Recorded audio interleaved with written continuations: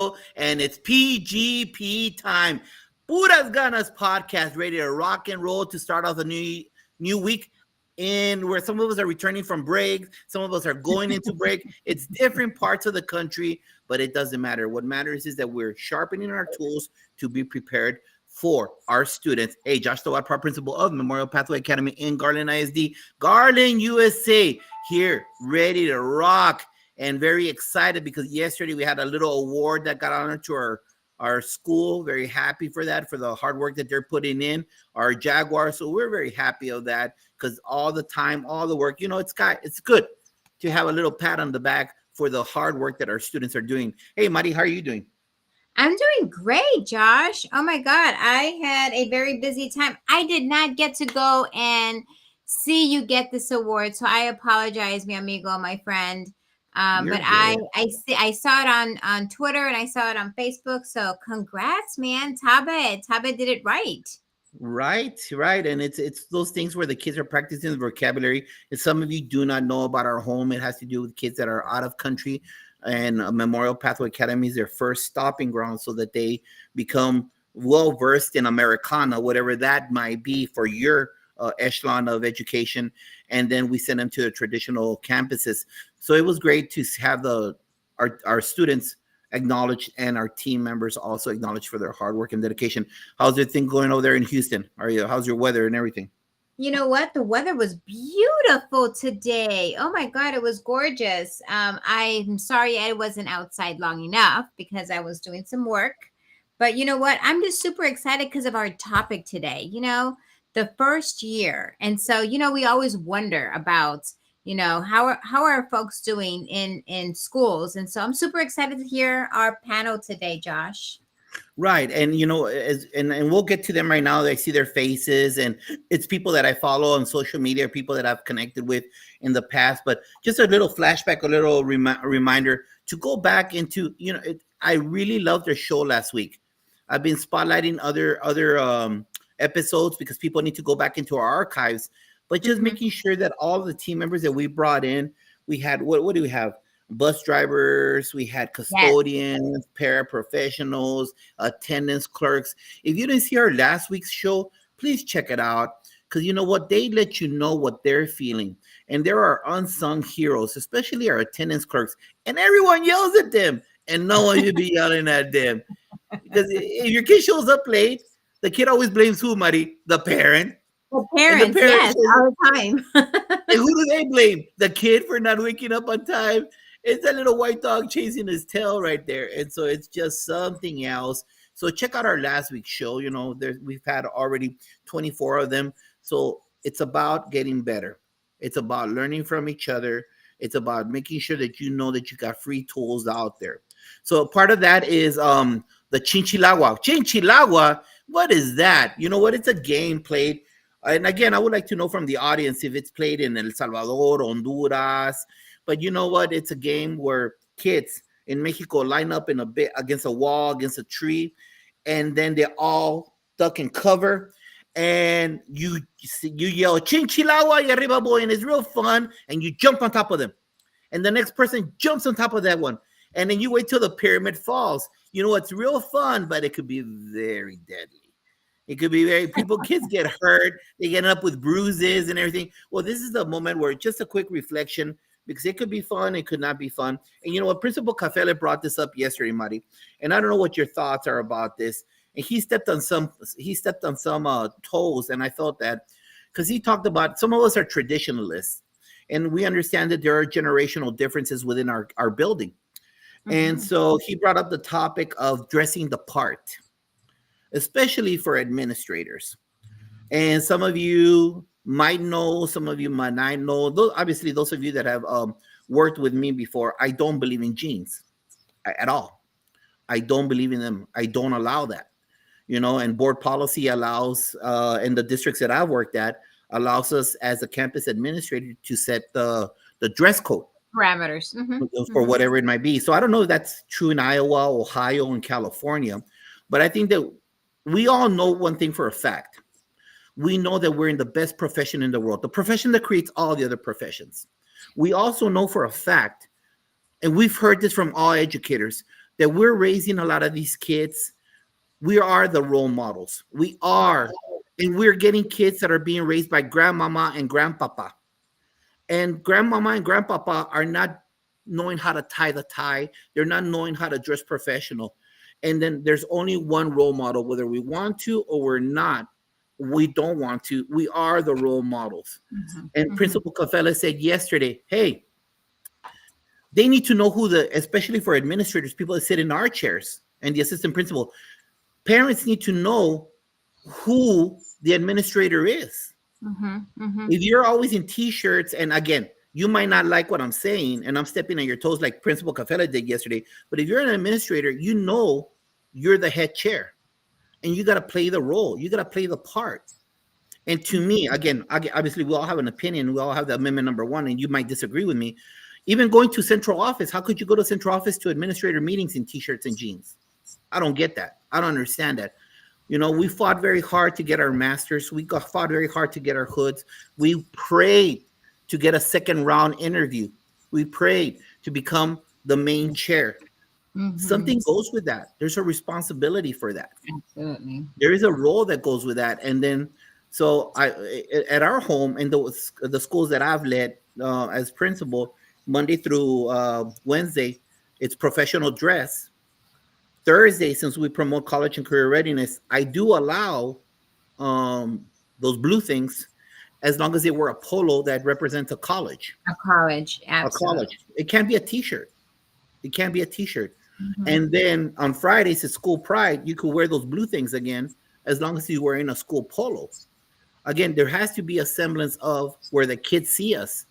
And it's very important because a lot of kids, they look at us as their role models, and we always tell them these kids walking around showing their underwear, these kids don't know how to dress, these girls wearing skin tight clothes, all these kids with their flip-flops. But how are we showing what dress is? What are your thoughts on that, Marty? Josh, it. You may have stricken a chord for many people out there because they're so used to. They feel like, well, you know what, I work really hard, and this is how I want to dress. I want to dress down. But you're absolutely right when you talk about being that role model. Parents, kids, community, everybody needs to know exactly who is the leader on campus. I can tell you what I mean, just from my experience in being in the chair. I would always be dressed up. The day I did not dress up was the kids were like, "Miss, why are you not in? Why are you not dressed up today?" Because they notice, they know exactly what's going on. And I may have been taking a half a day or something like that I kind of dressed down, and then hopefully no one sees me kind of running in and running out doing my thing. But the kids notice, they see exactly what you're wearing, they know exactly what you're doing. And so you're absolutely right when it comes to dressing the part. And I love the fact that you said something about, wearing a polo with those blue things, right? I get it. Sometimes, we have to kind of, it's a busy day, or we have pep rallies or whatever, but we still have to have that caliber of dress, right? To make sure that we are looking the part, dressing the part, being the part for our kids. And like I said, kids notice. They always notice when there's something different. Right. And you know what? It's not and I just bring that out because there's different ideas in the arena, and it's not the topic of the show, but it's one of those things that as we evolve into education Mhm. and we see the change, where do our kids see that? And so I There's know that. school districts. There's school districts that don't even allow you to go onto the main administrative campus. I mean, the office, the administrative office. If you're wearing jeans, they say don't even show up Right. because you're Right. absolutely right. You never know who's going to be sitting at that, the front door over there in the main administrative, what we call Taj Mahal. Right. Exactly. The ivory tower. Hey, and greetings to Shika. Fantastic Four, thank you for being here. Adrienne Arzola, my mighty oater. Yeah, I'll post your opinion on jeans, Adrienne, right now. And Ms. Livia, thank you for being here. But you know what? It's not about Chinchilawa. It's not about what Josh thinks or what Mari thinks. It's not about that. You know what? It's about bringing the experiences to education. It's about our colleagues in the trenches, and everyone is here live live and on the screen. Hey, welcome to our roundtable and everybody out there in the world. These are team members from across the United States that this is their first year in that role. First year in that role. So we're going to start out with Steph up in California. And I'm going to ask you this question. Let the audience know, obviously, who you are. What are the different roles that you've served in education up to this point, and which one was your favorite? Go. Hi, Steph Rothstein. I have served a variety of roles. I started off as an English teacher. I taught English and Avid and yearbook for many years. Then I shifted into a TOSA role, which stands for a teacher on special assignment, like a coaching role, supporting other teachers. And now I am a vice principal at a high school. So all of my roles have been in high school. And I would say my favorite has always been the role that I'm in at the time that I'm in it. I feel like I'm at that point in my career where it was the right time to shift. And so I'm a person that looks at the opportunities in front of me, and I'm grateful for where I am right now. Thank you for sharing love. Jana. Hey guys, I am Jana Clark. I've served in a few roles. In a teacher position, I was a special ed teacher. Also had the opportunity to teach theater. I pretended to teach theater. I don't know that I was that good at it. I also coached. I taught public speaking, and I was in the assistant principal role. And now this is my first year in the principalship. And I agree. I think at every role, it's my favorite. I am absolutely having a blast in the principal role. I've also been secondary my entire career. This is my first year at the elementary. And I am not sure what took me so long to get here. I'm loving it. Perfect. Thank you for sharing that. Melissa. Hi, my name is V. I also go by Belisa. I have done, I guess, nothing, paraprofessional because I don't necessarily, I'm still in school. So everything that I've done has been kind of like on the side. I've done like tutoring, I've done like a slight teacher's aid kind of thing where I was in class and we did Star Prep, and then I did a COVID pod whenever everyone was at home. So I haven't been doing like teacher roles or administrative roles, but this is my first year as an instructional aide. So I guess that would be the first time I've done that. But this is definitely my favorite one. Awesome. Mark, up from Ohio. Well, hello, friends. So I am 26 years in education. I've been in the same school system all 26 years. I actually student taught, and then I was a permanent sub, and then I was a middle school teacher for a few years, and then I was moved to the high school. At the high school, I taught American history, psychology, sociology, AP US history. Then a couple years ago, became the assistant principal. And then this year, I am now the principal. So this is my first year as the building principal. Nothing will ever replace my time in the classroom. I absolutely loved being a teacher, but I'm not going to lie. I absolutely love being the building principal. The assistant principal role was pretty good, but I'm really loving life as a principal right now. Awesome. Thank you. Thank you for sharing. Mr. Higgs, coach. Good evening, everyone. My name is Central Hicks, and I have been in education for about 25 years. Started off as a substitute teacher. Actually, my first substitute role was in school suspension. That was the very first thing I did in school. And then from there, I kind of moved around. So I've taught Spanish, communications, journalism, history. I was an AVID teacher and an AVID coordinator for several years. Also was an athletic coach.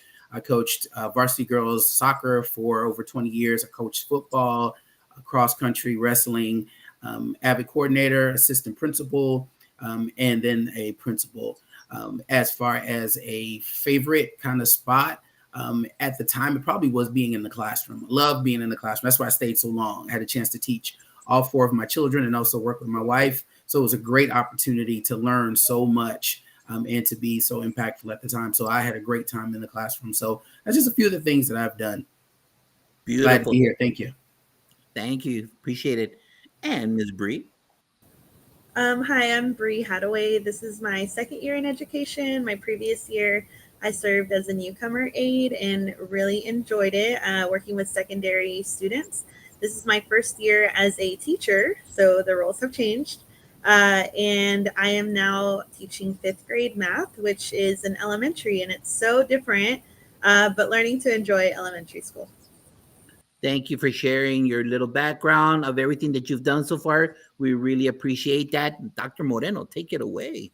All righty. I'm super excited because guess what? We have principals, we have assistant principals, instructional aides, elementary math teacher. I'm super excited just to kind of help everybody out in the audience know who's in our group by recapturing all of that. But my question to all of you, and I'm going to start off with Jana. Jana, can you tell me who or what motivated you to become an educator?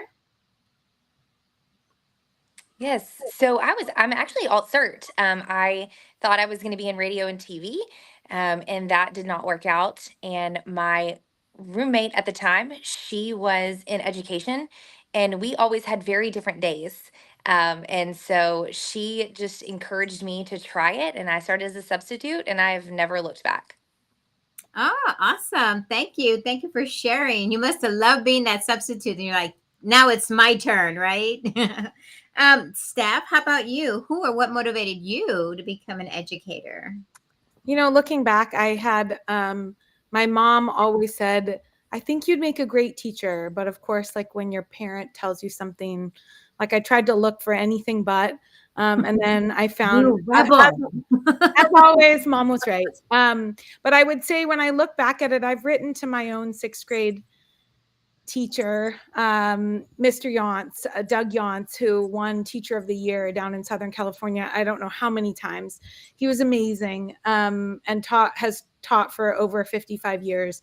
And I found him so inspiring. After I became a teacher, I wrote to him and just let him know that what he did in the classroom was something that I hope to bring to my classroom in terms of the way that he motivated all of his students. So I would say I didn't know it at the time, but now looking back, I'm so grateful for that experience. Awesome. And thank you, Steph, for calling him out like that, because it's important for all the educators out there to know that you never know what seeds you're planting and what you're saying that actually inspires our future educators, because they don't know they want to be educators. It's what you're doing, right, that makes them want to be educators. So thank you. How about Central Hicks? Well, it probably was life, first of all. When I was in college, my professors always said, you'd be a great teacher. And I said, no, I'm not. I'm never doing that, because kids are crazy and I'm not doing all of that stuff having to do with kids. So I was running away from it. But then I graduated from college, and like Jana, I was a communications major. And then I started substituting, and I fell in love with it. I said, oh, this is great. But I wasn't making any money, so I had to go back to working in corporate America. But soon I got called back to be able to be in the classroom again. And that's really what pushed me. And once I got in there and I realized the impact you can make, it was lights out for me. I was like, okay, this is a match made in heaven. I'm good. So I love it. Awesome. What about you, Miss Bree? So I worked in my community at my local church, and I love serving there. I served with 3 and 4 year olds, and I just did that every week. And I realized that brought me a lot of joy. So at the time, one of my sons was going through the 504 process. And as a parent, it was a lot of information. And I just remember thinking, wow, these teachers are just so passionate and caring about my son. And I remember making a comment like, oh, I wish I could do this. And the teacher said, you should seriously do it. And it just motivated me to join the field of education. So here I am. Wow, they pushed you in it, right? And so you loved it. That's awesome. I love that. Mr. Mark. So I think, it's funny. I never wanted to be a teacher. I absolutely hated school when I was in school. But looking back, I would say the strongest catalyst for me becoming a teacher would be my mom. My mom is in the ministry, and she teaches these clubs that, with little kids, and she always made me attend them, and I always had to teach, and I had to be involved in Sunday school, and I had to teach lessons, and then I had to go to her workshops, and I was always just dragged around to it. And so, then I went to school, and funny, I went into communications for a period of time because I wanted to be on the radio as well, and started getting involved in speaking that way. And then I started coaching, and then I finally settled in on teaching. But it was really, she planted the seeds for me. I mean, she's the one who really motivated me to teach and practice the art of teaching. So I give her the credit. Oh, thank you. Thank you for sharing. And last but not least, Miss Belissa. I, again, like Mr. Mark, I was also bad at school. I thought about dropping out my sophomore year because I hated it so much and I didn't like the people I was around.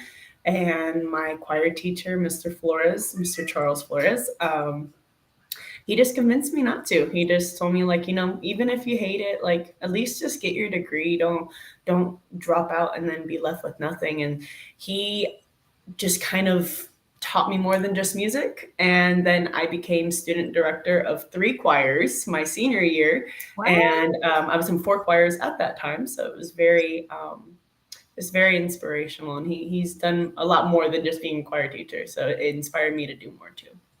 Well, awesome. Well, thank you for sharing. Thank you for sharing, everyone.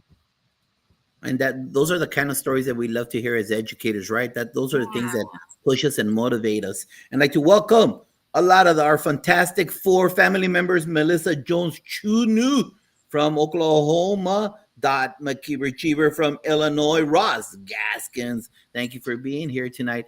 Hey, and part of this is making sure we all know on the call here that we're missing educators, right? There's a large number leaving the field, and a lot of educators are moving up too quick into the administrative roles. There's, they don't have those years of tenure like before.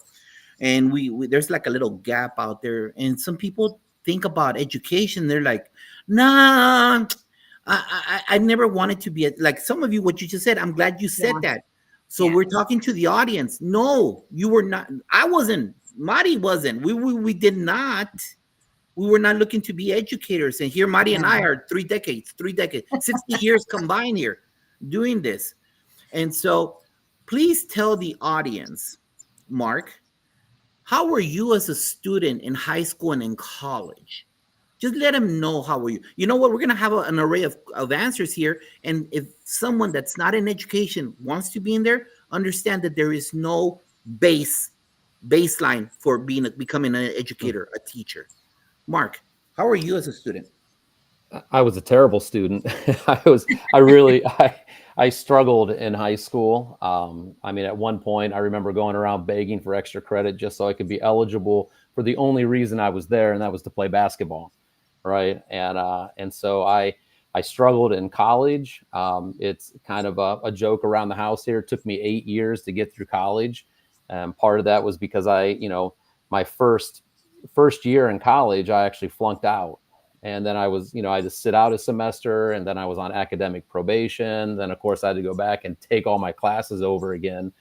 And the biggest reason was I didn't have a lot of direction. And it wasn't until, I had some specific professors who turned me on to subject matter and teaching, and then I started coaching, that I just started to find my why. And once I found that, my purpose, then things switched gears. But when I went back to my 20-year class reunion and told everyone I was a teacher, they thought I was joking.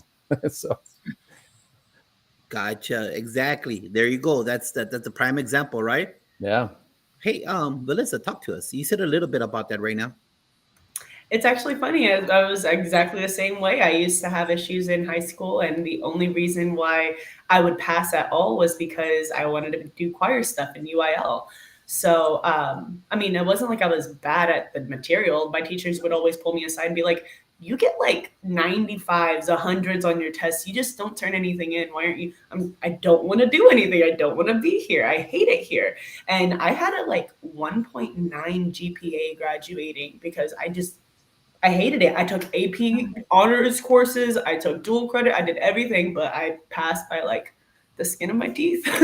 And again, it wasn't until, my choir teacher kind of was just like, even if all you do is get your diploma, do something when you get in college. And even then I was just like, I hate college. I hate doing school. I hate this. This is so annoying. I was going to school to be a music major and I still hated it. I loved music, but I hated being there. And something just, I don't know, it just clicked for me whenever they were like, well, have you thought about like teaching? And I was like, kind of, like, I don't know. I've done it before a little bit for high school. So I don't know. And I don't know, just the classes started to make a little more like of an impact on me. It started to say, okay, you better actually take this seriously because you're actually going to be a teacher. And I feel like in the past like 2 years, because again, I'm still in college, past 2 years, I've been taking it very seriously and I've done well. I have a 3.8 GPA, so I feel very proud of myself. Beautiful, beautiful. Jana, talk to us. Oh, well, in high school, I loved school. I mean, in college too. I did everything, every extracurricular thing that you could do, from cheerleading to showing animals.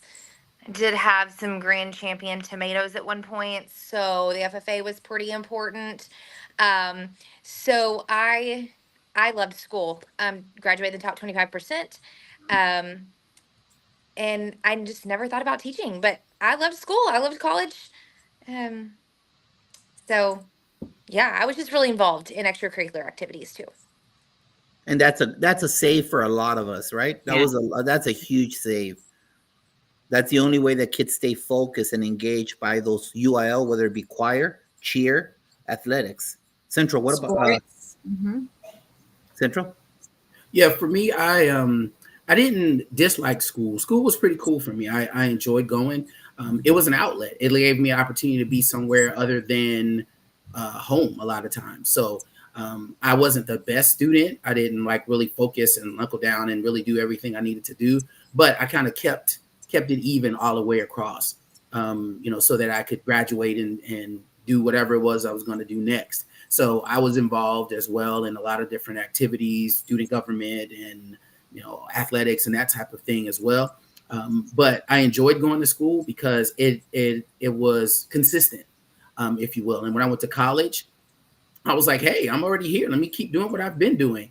And I did really well my first semester. And then my second semester, my GPA dropped from a 3.2 to a 2.3. And they said, hey, that little bit of money we gave you, we're taking it now. Because I went to college in New Orleans and there was a lot of things happening in New Orleans, a whole lot of interesting things going on. So I got involved in some of those interesting things that were happening in New Orleans, and a little bit too much. So my GPA kind of flipped on me. And then that's when I got more serious about really understanding why I was there. Because where I was from, I said, I really want to make sure that when I leave and go to school, I don't come back without my degree. That was really important to me. So when that happened to me in college, I said, okay, wait, I can't play around. Can't mess around with this. I have to get this done, because this is not a game. And if I want to be successful in life, I have to do this. So although it wasn't the greatest, yay, it was serious for me. So I took it fairly seriously anyway. I graduated. Perfect. Steph, what about you? So I would say school was a place that was definitely like an outlet for me. I felt like it was a joyous place to be. I could be creative there. And the reason why I say that, I was involved in drama and choir. Those were like my joys. But I was working full time starting at age 14. So I was working in my school. I worked in the cafeteria during lunch and during snack. And so school was a place where like it helped at home financially. It helped me in so many ways that I really valued everything that I got out of it and was there from really early until super late. My parents didn't go to college. My dad went back to school like later in life. And so for me, that like path to college, I didn't know what I didn't know. But my parents always said like, this will help you go far. So it really wasn't until I was taking all these classes, I was enjoying what I was doing. It wasn't until I looked around me in my senior year and realized like, oh, I was planning to go to community college specifically for money reasons, knowing I was paying for it myself. And then I looked around and started talking to people about where they were applying. And I started to say, well, maybe I could like go somewhere and like live in a dorm. And it became this like bigger piece, but I didn't know how. I'm so grateful it worked out. Went to UC Berkeley, loved my time there. It's what brought me to the Bay Area, which is where I live now with my husband and 3 kids. So there are lots of pieces along the way that I think were like planted in front of me for the right reason. But I know I've worked hard to get where I am, but I think a lot of things just like stars aligned as well. So I'm grateful for that. Awesome. Thank you. Bree. So your own kids have a way of humbling you. I used to think that I was a star student. At least that's what my memory thought. And then I ran across my transcripts and I thought, yeah, I need to tell my son he's doing great in school because my transcript said otherwise. I did not like being at school. I was a student who was consistently absent, and it was just always a challenge to get motivated. I definitely lacked motivation when I was in school. And it really was my grandmother pulling my ear, telling me, you better go to school or I'm going to find you there. And that's what motivated me to stay in school. But it did take a lot of work and a lot of effort. I was a student who didn't graduate on time and had to work really hard to get back on track. Gotcha. And you know what, panel, thank you very much, everyone. You guys open yourself up, and that's what we do as educators. We open up ourselves to connect with our kids. And that's that's what Adrienne asked right now. So does anyone want to take a shot at what her question is right there? Anyone want to say anything? Because I could tell her. Go ahead. Wait, I'll just jump in real quick. And much like Central, I mean, I enjoyed the social side of school. Like there were things that I was connected to, but it was the academics that I struggled with. And I just moved at a much slower pace than my classmates. And I didn't have a teacher who really took time to just kind of help walk me through. And so one of the things I did as a teacher when I got into the classroom is I made sure that I just tried to meet every student where they were at and almost had like an educational plan for every student, where we were constantly we were working towards mastery, but we were constantly adjusting things, differentiating and scaffolding in the classroom just so that and using project-based learning to make sure kids had other options, ways of expressing their mastery. And then I just made sure, most importantly, I focused on relationships. There were some relationships in that building that saved me as a student. Those teachers who really, said, hey, we don't really care about the academics. Who are you as a person? How are you feeling? What's going on in your life? And I tried to model that in the classroom as well. So just really honing in on meeting kids where they're at, focusing on relationships, and just trying to make the classroom relevant and the school experience relevant to them. So. Awesome. Anybody else want to answer that from Adrienne? One of the things I'll offer is I think it's important to talk to the students and ask them, what is it about school that you don't like? Because sometimes we don't ask the person who's going through the problem, what the problem is. And I think if we give the opportunity to the student to say, okay, what is it about this place that causes you so much grief or angst? That helps a lot. But I also think that allowing them to be able to have the conversation with you about the reality of your reality sometimes helps, because students believe that every teacher was a great student and they loved school their whole lives, and that we just absolutely woke up in the morning and said, whoopee, I get to go to school, and once they realize that really didn't happen, that really changes a lot for them, because then they begin to see us as real people and say, oh wait, you didn't like this either? Well, no, I didn't, but let me tell you why I started to like the process. And sometimes it's about helping them to understand kids learn in silos, and we have to be able to connect those bridges for them to help them to understand, okay, what is it that you want in life and how are you going to get it? And this is what school can do to help you get there. Mm-hmm. I love that. I wanted to build on something that you just said that sparked something for me. So thank you for that. I know I didn't say that I had that same struggle in school, but I've seen it with many students. And I had an experience, one of the classes or pathways that I chaired, I started and chaired a pathway that was a design thinking pathway combining English, history, and science at a school. And I led that for over 12 years and taught the English component of it, speaking about like silos and helping to bridge connections between subject matter, because they don't exist alone in the actual world. Mm-hmm. So we ended up getting a lot of students that would apply to the pathway because it was built on technology and hands-on learning, that for them traditional ways of schooling was not what they were seeking and maybe hadn't worked prior to that. And so when I taught in that, I was teaching the 9th grade English within that pathway.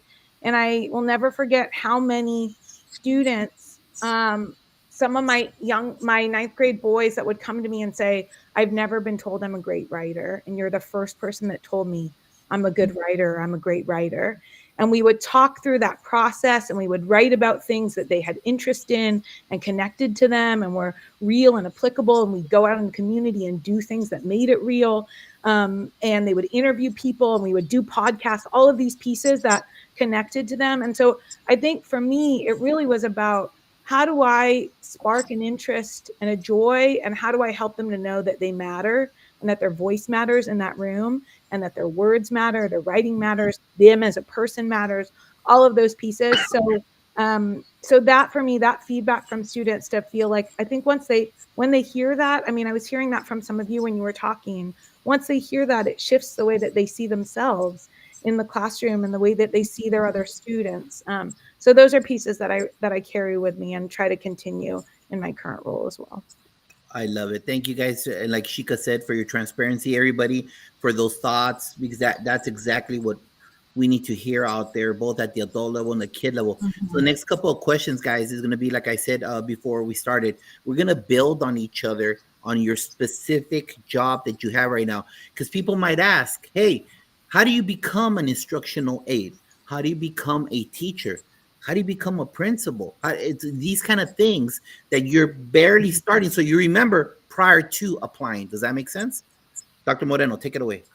All righty. Thank you, Josh. And thank you guys for really being open and sharing with everybody.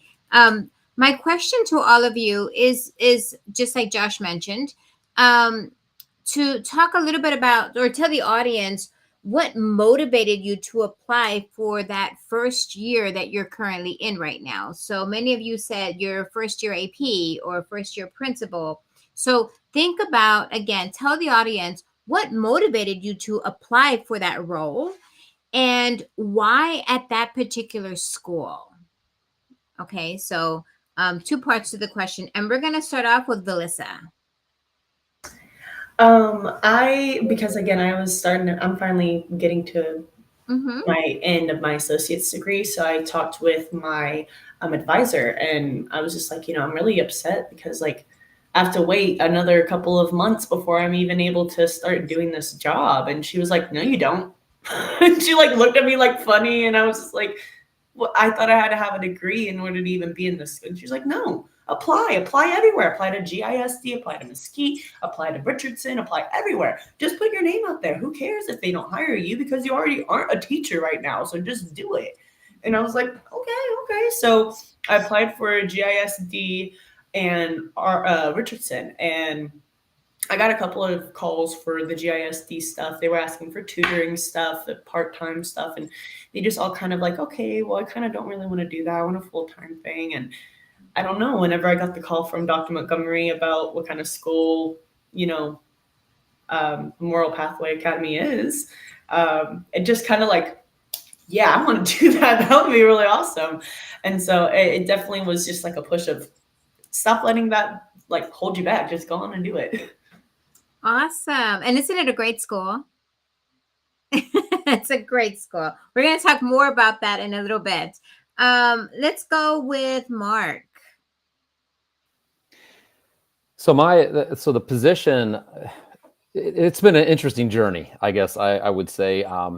It originally started a couple years ago when I had pretty much decided I was going to stay in the classroom, and then an opportunity in our building opened up to apply for assistant principal. And I thought to myself, you know what, all right, God, I'm going to try one more time. If this is it, this will be the right time. Other than that, I'm pretty okay just retiring as a teacher, because I loved being a teacher.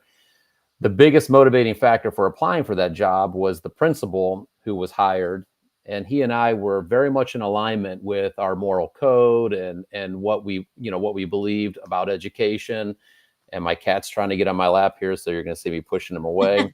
That's So 2 years serving under him and just being mentored in the AP role, when he kind of dropped a bomb on me and said, not, like in June, that he was taking another position in a neighboring school system. And he's like, I want you to apply for this job. You are ready for this. And so I dealt a little bit with imposter syndrome. Like, am I really ready I'm just starting to feel comfortable as an assistant principal.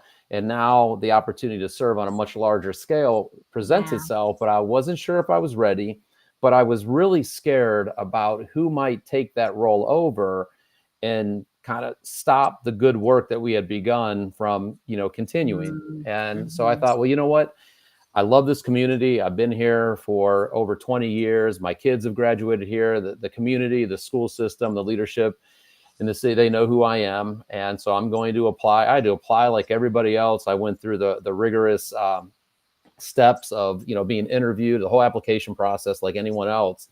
And just kept walking through that open door till it closed. But my motivating factor was because this is my last third of my career, and I want to leave a larger lasting impact on the teachers and students that I lead. And so I was very thankful. My wife and I, we prayed a ton about it, and we waited and so we found out, and then I got the job, and I was, it's such a blessing. I mean, I'm loving every moment of it. And it's a lot of hard work, right? It is. It's hard work. It's very hard work. Yeah. And, you got to extend yourself grace because there's a lot that you don't know. In the coaching world, I was assistant varsity coach for a while. And the varsity coach would say, hey, listen, the distance from the assistant varsity position to the head chair, it's 100,000 miles long. And it's the same thing from AP to principal. Nobody has any idea, but it's good work. It's spirit work. And I love it. And we're going to build on that in just a few minutes after we hear from Bree. Bree, what about you and elementary math, going down to elementary, you said? Yeah, so I think just to kind of echo what Mark said, it really took like a lot of faith and to just really think of, am I ready for this? Is this something that I should do? I'm definitely motivated, but what if I lack the skill? So I think sometimes you almost stop yourself from even hitting that apply button. And so it was really neat to just see how the opportunity presented itself. I started working at my daughter's school, so everything was perfect, how things aligned. And I remember praying, if it's not for me, close every door. And if it's for me, just make it super easy. And it was an easy process, meeting the team. A lot of it is really getting to know, do I fit in with this culture? Am I going to be able to see, can I build on what they're already doing? And is it going to help me or sometimes hinder me? When you're interviewing, you're also analyzing that team as well. Yeah, absolutely. Central principal, first year principal. Yes, it's pretty cool. With regard to what caused me to apply here, it was really something similar to what Mark said. It was really about me having the opportunity to have a greater impact than I had in my class. I knew I was an avid teacher. I left my last position before I became an AP. I was an avid teacher, and I knew my avid students were going to be on top of their game. I knew it was going to be great in there. And then as I moved to the assistant principal position, I just began to learn a lot more about what you could do in that position. I think it was someone who said, if you're not at the table, then you're on the menu. I heard someone say that yesterday in the Fantastic Four. I forget who said that, but someone made that statement yesterday, and just inspiring me to say, what can I do to be at the table, to make the decisions for our students to be successful? Because I saw so much in them that wasn't being tapped simply because of the situation they were in or things that I couldn't do. So I was pushed by some people that were in our district, some people I had gone to college with, my wife and friends, and they were like, look, you need to go ahead and do this. Stop playing around. So it moved me into administration and eventually into applying for the principal position. And one thing I'll say this, if you're in Texas, you understand these letters, PASL, the PASL. And after I had completed the PASL, I said, if I'm finishing this, I'm applying for a principal position. I don't care.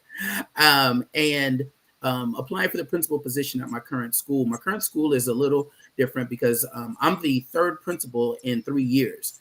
So our eighth graders have never had the same principal, for 1 year after the other. And actually I applied there before this year. And one of the things that I understood was that there was a lot of potential and a lot of opportunity for our students there.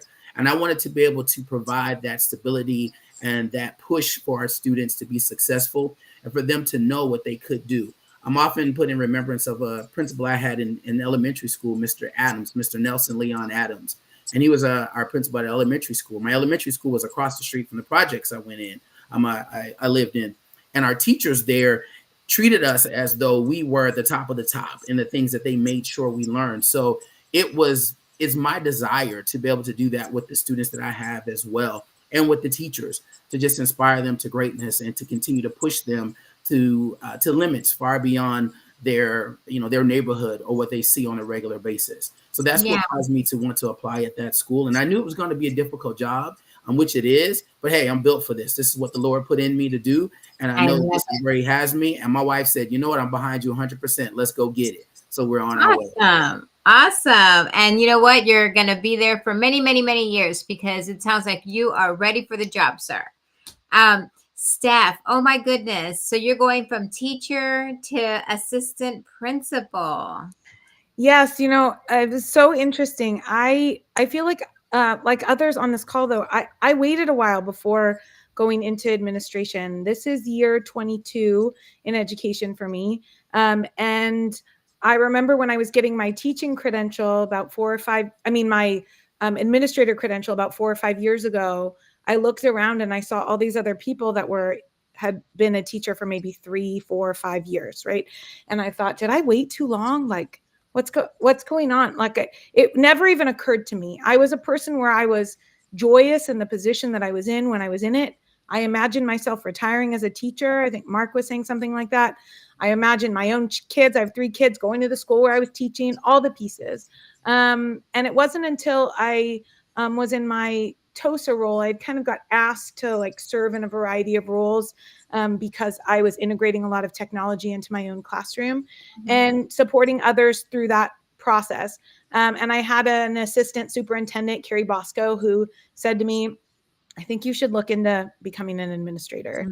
And something about having another female administrator that I really respected encouraged me to do so, made me start to look around and go, maybe I should. I needed just like my mom's voice earlier, I needed a person to go hey, there is more opportunity out there. You don't have to, but you could. And I sat with my credential for a little while. I knew I had been in my position, my roles long enough. I changed school districts, but I sat with it. I moved to a bigger school district thinking that I would get to know it and that there would be more opportunities to come, because previously I'd been in a 2 high school district, and I moved to a school district that was K-12 with 30 schools to learn what that felt like. So when I was coaching, I was learning what it looked like to be in an elementary room all the way up to high school and connecting with principals. That helped me a lot, and it helped me get to know the schools in the school district that I was serving for 3 years. So when this position opened up, I knew that the team that was there was a team I really respected. The principal had invited me in my TOSA role to share with the staff. And I felt like it was the right team and the right time. I had applied elsewhere before and it never worked out. And I feel like that was for a reason. At the time, I didn't think it. I was mad about it. And once I accepted the right thing will align at the right time when I'm ready and when the place is ready for me, and that it isn't just about me. It's about if it's the right role in that place for me and the right team for me to join. But I didn't get it until I was in this role. And now I see it. And I'm really grateful that it took as long as it did, actually, because I think I look around me with a new sense of understanding that I didn't have before. Well, thank you. Thank you, Steph. And last but not least, Jana. But Jana, this is your first year as a principal. And then you were at secondary, and now you're in elementary. Wow. Talk to us about what motivated you to do that. Yes. I think like Mark was saying, a lot of other people on this call, it's just God leading you in that direction. A lot of doors closed for me that I thought were for me. I was there, I was ready. I thought that was for me. And those doors kept closing. And this position is in a smaller district. And so, just really thinking about my family being closer to home. My boy is going to a smaller school. I'm so excited. to be there in the building with my kiddos. And why the principal role is I have this vision every kid, every day. I want students to feel seen. I want parents to feel seen. And so it was important for me to steer the ship. And so that I wanted to see that vision. I wanted to support teachers in a different role than the assistant principal role. I love that role. I did that for 7 years. And it was time. It was time for me to move into a building. Awesome. And elementary, amazing. I love it. I love it. It's wonderful. I get to sing just like that all the time. I act silly at drop off, and they think it's hilarious.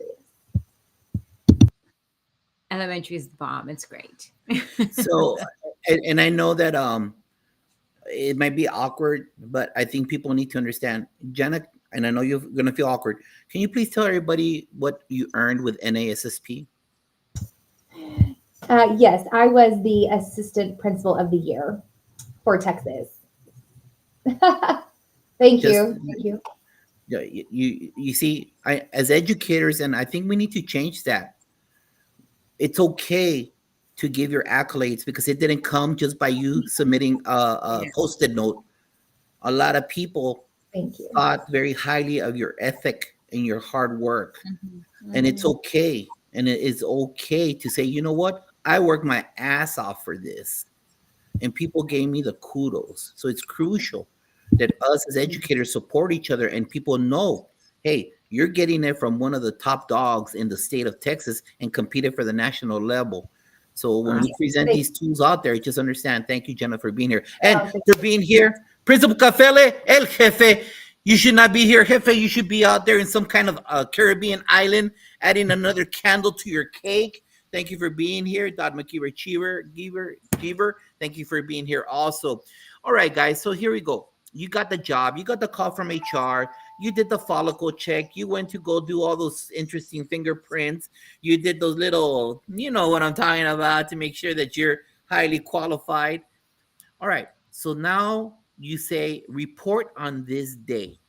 Okay. You got the job. You walk in. Tell the audience, Jana, how did you feel? Now, when kids are there, when everyone's there, right? Not teacher prep, not like in-service PD. How did you feel the first week or 2 weeks at school? Hey, David, I see you. David Adencibia, I see you. Thank you for being here. Reach out to him about culture. He's a great PR guy, PD guy. How did you guys feel, Jana, the first 2 weeks? And besides the butterflies, what were your thoughts? What was pushing in your brain as you're walking? Other than Mark, everyone walked into a brand new campus. How did you feel? What were your thoughts walking in with kids, with teachers there? What were the doubts going through your brain, if you had any? Go. Yes. Well, I wish you wouldn't have said Dr. David's on here. Hi, David. I was going to say this even if you weren't on here. But I partnered with David over the summer and really did a lot of just prep work for the year. And I know you said that's not what it's about, but that leads into my vision of mornings matter. Every single morning matters. Attendance matters. I have a huge goal for attendance this year. And so the first 2 weeks was about setting that bar for mornings matter. And I want every single kid, every single day to feel seen. And so, yes, the butterflies were there. The craziness was there. But it was just exciting and a little nerve-wracking too. I remember seeing this picture of me. The newspaper came out and they were taking photos and doing all the things. And you know, like the meme that you see of like what you think you look like, you know, like running, and then what you actually look like. And I thought the drop-off line was so fun and so cool. I thought I was like, you know, waving and helping kids out of cars. And really the picture they took, I was like sweating and I was all crazy. So that's the first 2 weeks, just getting in the actual trenches and setting the bar of excellence every single day. Thank you for sharing, Melissa. Well, it's funny because this is my 4th week and I had the whole week off. So I've only been there for 3 weeks. The butterflies are still there. I'm still very much, you know, kind of new. But walking in the first day, it was, what is my like place here? Like, what am I supposed to do? How am I supposed to achieve like greatness essentially here where they're already doing great things? Where am I going to be able to stand out? And I feel like already I feel like I've done pretty good strides in that amount of time. Relationships have been built, and so it just keeps motivating you to keep making that spot, making that position and where you stand in all of this. So Beautiful. Steph? I would say my first 2 weeks were really about connecting with both students and staff, getting myself into classrooms, really being visible, being in the hallways during all of our transition times, being present out at lunch, like being at the pizza line, all the places. And then a personal thing, like in all of my years, I'd never had an office, like never. I never, even with my coaching positions, I was always sharing rooms with, which was great. I love collaborating, but I never had a door. And there was something like I took a picture, they put my name on the door, I got a name tag, like I had a thing on a desk, and like I took it and sent it home to my mom. And it was just like a different space of feeling like, oh, like my place here is acknowledged and I'm feeling welcomed. I'm really grateful that the staff that I'm working with has been so welcoming, so have the students and the family, but I needed to do my part in building those relationships. So that's what I see as this whole year and always, but especially those early weeks was really connecting with people and using every opportunity as a moment for that. Beautiful. Central?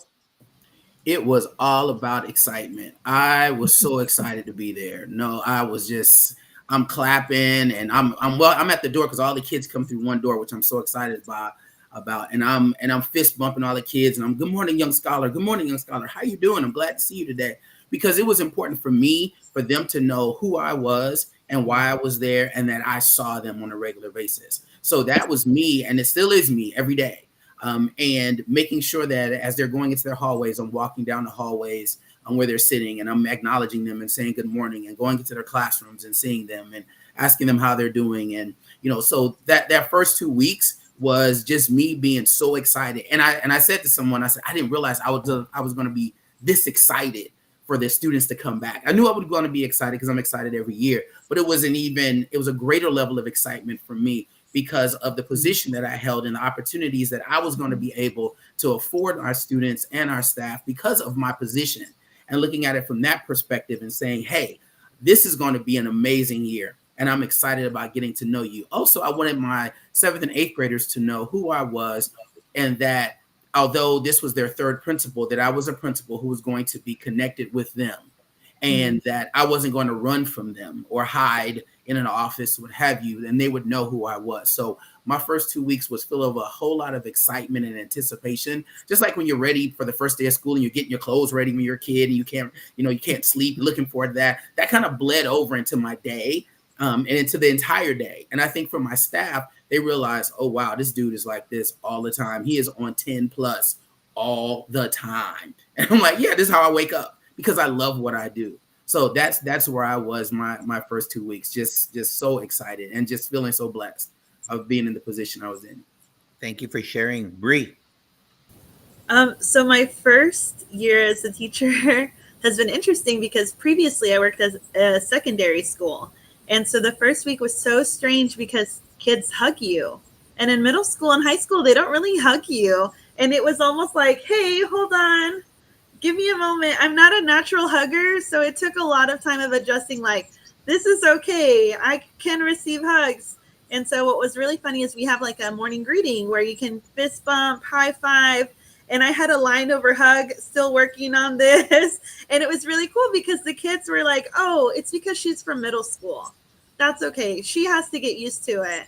And so that was the biggest adjustment from secondary to elementary. And really just focusing on building relationships, right? The learning is going to happen, but I want to build trust. And trust is the first place for us to build that relationship. So tell me about your dog. Tell me about your family. Tell me about all the things that you love. I want to know. And I want to also hear your favorite things. So when it's a time to celebrate you, I can celebrate you in a way that's appropriate and going to reach you more effectively. So that was really my first 2 weeks. and then leaving each day going, wow, God, thank you for entrusting me with these kids. Beautiful, Bree. And I just I make a big shout out before I give it over to Mark. Bree used to be a Jaguar, and then she left us. That's who you're taking over, Val. And I'll And be back. I'll be back. and she took it upon herself as an instructional aide to walk around with flashcards with kids. Our campus, they do not know English. They're from all over the world. And she would no one told her to do this. She had flashcards and would go during the lunch line and give him flashcards and ask him to repeat the word and then question them throughout the cafeteria. But she has a demeanor you have not noticed by now, audience. She has a beautiful spirit, a beautiful humanity, and every little, whether it be Pashto, Urdu, Vietnamese, the different dialects of Spanish, she did everything possible. You see that smile right there? Right there. That right there is what allowed the kids to open up. Like instead of saying, "Who are you, lady? Where take those cards away? I can't read English." On the contrary, she made that constant connection with kids, as all of you have spoken. So, Bree, you're going to be an awesome educator for the next 30 years. Mark? So it's interesting. My classroom had a certain culture and things that I loved to do when I was there. And when I became assistant principal, I was able to, implement some of that. But, you can't overstep your bounds as assistant principal. But when I became principal, I don't know. Before the kids even came to the school, I started thinking about I now can do these things that were so effective in the classroom and so effective in the building of relationships as assistant principal. Now I can do them on a much larger scale. And it began with my philosophy, which is, on purpose, for purpose. I want every kid to know they're here on purpose, for purpose. And we adopted that as our motto, and it's talked about all throughout the school, not just in my classroom. Now it's on the walls, and other teachers are sharing it. Central, just like you, I'm out front every day fist bumping kids, and I play music. And so I bought a whole bunch of speakers, Bluetooth speakers. Now they're everywhere. And I mandated my assistant principal to do the same thing in the other entrance. I'm like, every kid needs to have their name spoken. They need some physical contact. We need to greet them with a smile and set the tone right off the bat. And just like so many of the other administrators here, it's just the first 2 weeks I was just in every classroom. I was getting making sure my teachers knew that I was coming in, and I was going to jump right into the content with them. I was going to ask kids to teach me. I was going to talk about what they were learning, and I was just going to be highly visible as often as possible. But I don't know, the first 2 weeks when you walk through your building and you realize that you are now the man in charge, and you have this sacred mission to make sure every student and every adult there knows that they're valued, seen, and heard. It fires you up. And like Central said, it's like you don't dread going to work. I mean, this is our mission. This is our calling. And I just get so excited. I will tell you though, there was a day I walked out. I had such a great day. I walked out of my building. I usually stay afterwards and I work out. And so I'm last person out, and I turn around, I look at my building, and I'm like, man, we are so blessed with such beautiful facilities. And then it dawned on me, holy smokes, you're in charge of like 1,000 people. And I was like, oh, okay. That thought entered. And then I'm like, okay, I'm not going to think about it at that magnitude, but you are. It's just, it's such a sacred calling, and it's just so much fun. So. Thank you. And that's a beautiful culture that you have there. If none of you know, that's one of the first podcasts I started hearing. What is it again? The devil? What is it? Between Two Blue Devils. Our mascot is the Blue Devil, but we are transitioning to the Trident, which I like the Trident. So now, but yeah, Between Two Blue Devils, where I just interview teachers and students and alumni and community members just to try to, put a story behind people who are, serving our kids. So. Beautiful. Thank you. So check out his podcast. He does a great job. Go ahead, Dr. Moreno. Awesome. Well, thank you guys for sharing. Sometimes we have to look back and say, okay, who's in this position, right? That inspired you. So let's tell everybody out of the audience. I know, Mark, you talked a little bit about how you stepped into the role as principal because your principal was leaving and he wanted you to take this job. But Let me start off with Steph. Steph, you are an AP now. So was there somebody who was in that AP role before that you said, you know what, I want to be an AP like this person? And the second part is it all that it was all, I mean, was it everything that you wanted it to be, or are you still learning? I would say I'm always learning. In terms of who, I've had a variety of people, but I actually had the most recent nudge. I've had lots of nudges. I had an experience happen in my, like, the TOSA roles here, the coaching roles are never super permanent, right? So I was brought to I was actually like recruited to the school district where I am now 4 years ago, with the idea that something would then lead there. And I was an innovation coach, and TOSA role, ed tech and innovation. And as we had new leadership come to our school district, some of those roles changed and shifted. And so I had learned it near the end of last year or middle of last year that those positions wouldn't exist. I'd have a job in the district, but I would no longer have that position. And I had to think long and hard, like, is this happening? Everybody around me was like, it's happening for a reason. You needed the nudge to like finally go and apply. And it took me a while. I had accepted, if I'm back in the classroom, so be it.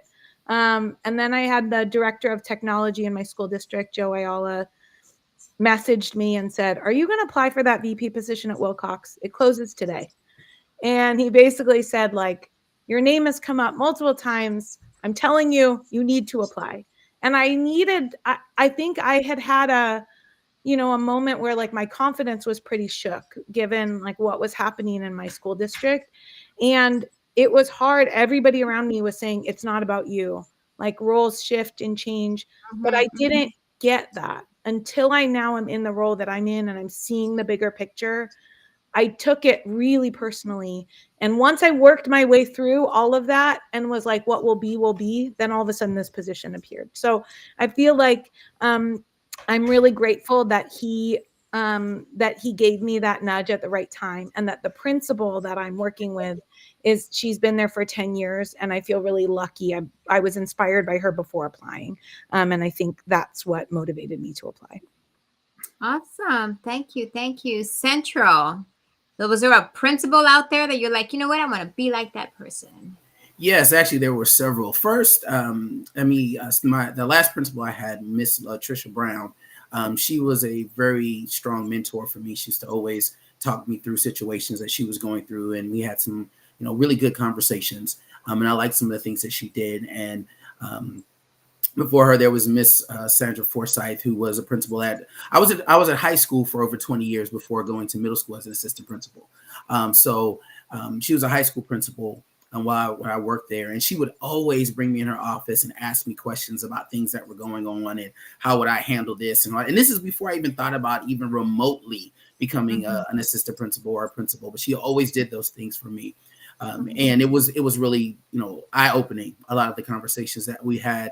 And every time I would walk in her room with a suggestion, I would always leave with another job responsibility. Never failed. I said, hey, I think we should do this. She goes, oh, okay, well, let's figure out how you're going to do it. I'm like, what did you just say? That's not why I did that. And then there was another principal amongst many, Mr. Ron Gray. He passed away while I was a principal as well. And I said something before about being the third principal in 3 years for students. Where I was at high school, I was there and we had 5 principals in 7 years. So I really understand that kind of concept as relates to what happens on the teacher side as well. But Mr. Gray was very instrumental. There were things that he saw in me as a teacher that I needed to tighten up on to become a better teacher. And he would make sure he came and talked to me and said, okay, Mr. Hicks, I need you doing these things so that you can become better at what you do.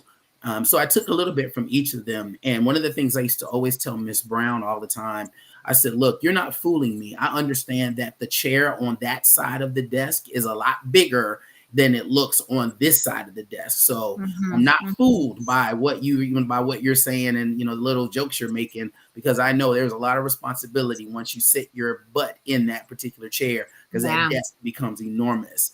So if there was those, ladies and gentlemen, and as I said before, last but not least, Mr. Adams, my sixth grade principal, just kind of seeing the way that he held himself and the way that he principled the school, and how helpful he was and how congenial he was to everyone. So that there's someone else I draw from as well. Awesome. And is it everything you wanted it to be, or you're still? Yes and no. There's a lot that I still need to know about it. So as far as everything I want it to be, not yet, because I don't know enough. Yeah. But I'm excited about the opportunities that I actually have to change things. It was a revelation for me when I realized, wait, I can make this decision and it's going to happen. I can do this for kids, and it's really going to, like, I don't have to ask a whole bunch of people. Whoa, I was like, I don't know if they know what they just did. And I just got so excited about that. So that's really exciting for me, that aspect of it. So with regard to it being everything I thought it would be, as I said, I knew it was bigger on the other side. And I've already had some challenges with different things that have come up that have just been like, I didn't even see them coming. However, as I said before, I know I'm built for this, and I know the Lord has me here for this particular reason and in this place. So I'm not backing down at all, because the kids need me to stand up, and because I need to help them stand up as well as the teachers. I love it. Fighting for kids every day. Mark, a little different story for you, right? Because you're walking and you're stepping into the shoes of someone you already worked with. But is there another principal that you kind of aspired to be, or maybe pushed you to be a principal? And then what does that role look like now that you're the boss? You're the big man. So it's interesting. If we go back to, when COVID took place, I was invited into the Men in Ed group on Facebook. And then out of that group, Hal Bowman put that together. Out of that group, I kind of connected with a group of 5 other men, one of whom is in Texas, Dr. Jeff Springer, friend of, I know Josh knows Jeff. And there's a elementary principal in Illinois, Raymond Porton, and there are a couple other guys, but those 2 gentlemen and we communicate on a daily basis. So even though I was in the classroom, I was having conversations with them about administration.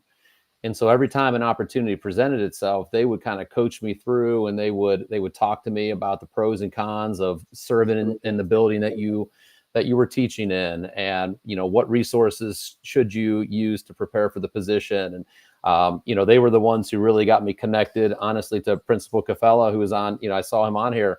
I binged all of his videos. I bought all of his books. I started kind of deep diving into his work. And so I would say he was one of the inspirations. Those 2 guys have motivated me and inspired me. The principal I took over his role, he had a huge impact on me. And honestly, Josh as well. You know what? I've been so motivated from his work on how to just celebrate the people that serve under you. I'm a better principal because of everything that he is always posting out there and how he celebrates. I can honestly tell you that he has made me a better administrator. So, when the opportunity presented itself, those were the kind of guys, that core group of men were just like, okay, I want to be like those guys. I want to lead like them, and I want to celebrate and honor our staff and our kids like those guys. And so they were the biggest motivating factors. I've had other admin in my past that have, influenced me, but not motivated me like that group of people to just really take the next step. And what about what is it about? Is it everything that you wanted it to be? Because now you're the boss, right? You don't have to ask for permission, like Centra was talking about. Oh, yeah. So it's multi-layered, right? It is.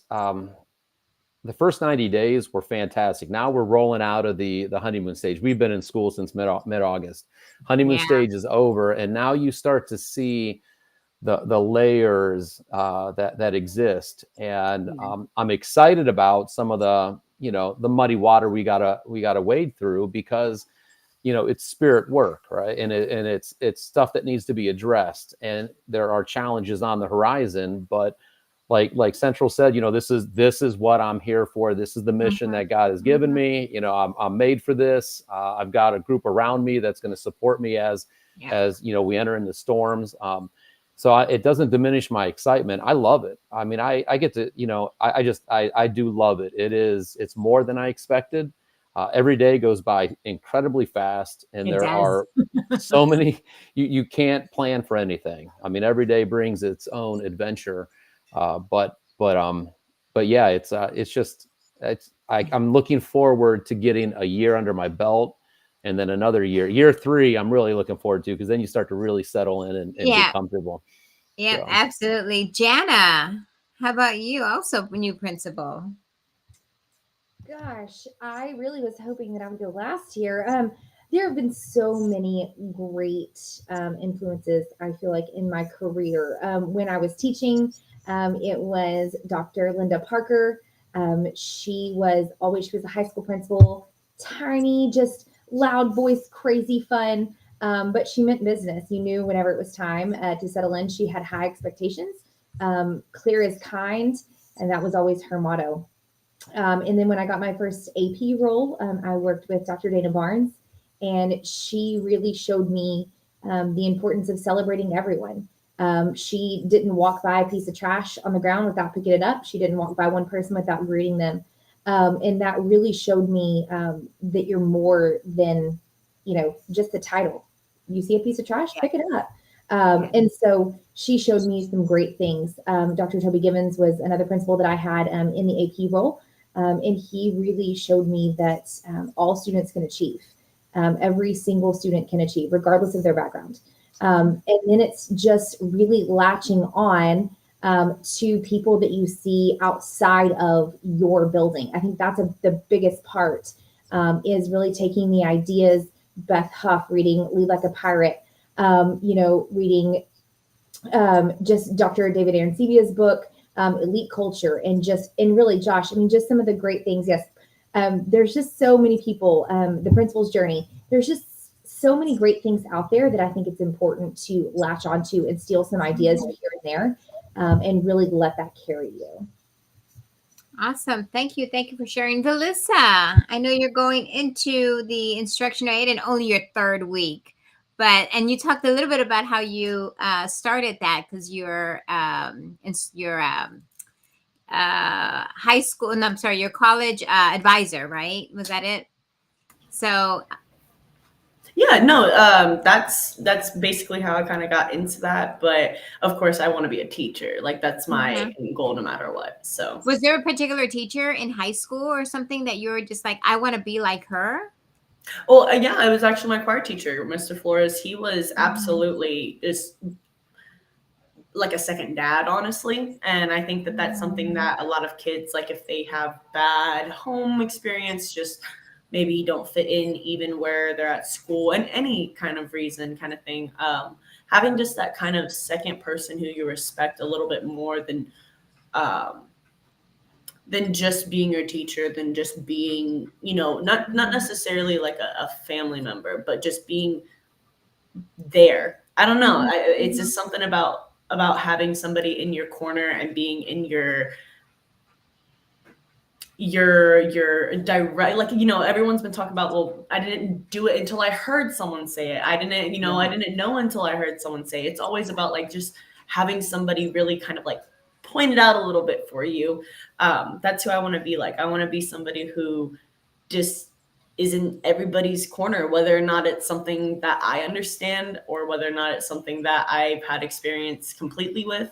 I want to be like that second person that's not just a teacher that teaches you about whatever I'm going to do. I want to be somebody who teaches you how to experience life, how to be out in the world, how to, not just let what you're like, all of us talk about how we hated, or not all of us, but a lot of us talk about how we hated school. I want there to be that community so that you don't have to hate school. So, and I'm super excited. I'm super excited the fact that you are starting so young and that you still haven't gotten your degree yet, but you're already working with kids. I can't tell you how powerful that is, because it's important for you to kind of have that taste already. Because I'm telling you, when you get your own classroom, you're going to say, I know what to do. Right. Because I've seen so many other classrooms and I have an idea. So I get super excited when I hear teachers, future teachers that are already working as instructional aides and substitutes and those kinds of things that really have that experience up front. So super excited. I'm so glad that you're that you're already in the classroom. And then last but not least, Miss Bree.